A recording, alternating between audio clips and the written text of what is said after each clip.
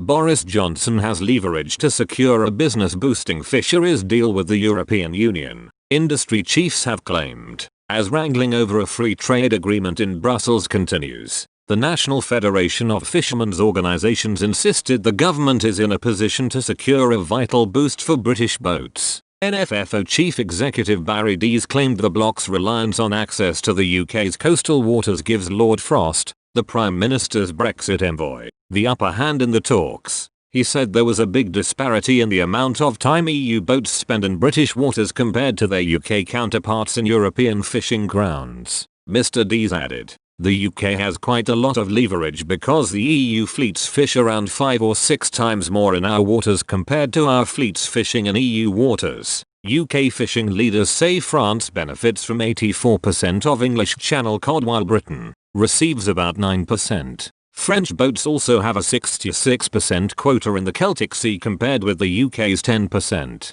Mr. Dees' comments came after new details of a fisheries compromise emerged from the post-Brexit trade talks with the EU. Under new plans presented by British negotiators, the EU would be offered a 3-year transition period to allow European boats to prepare for the changes. Fishing opportunities for EU vessels would be phased down between 2021 and 2024 to offer coastal communities time to adapt to the changes. The plans were presented as an 11th-hour attempt by Lord Frost to break the Brexit logjam. Commenting on the proposals, Mr. Dees said, "The key point for us is the destination. We must have absolute certainty that at the end of this we have full access to full quota shares that we as an independent coastal state have a right to expect." Downing Street is adamant that the proposals will not infringe the UK's sovereignty over its coastal waters. A UK official said, "On fisheries, we have been clear that we won't accept any proposals which compromise UK sovereignty over our fishing waters.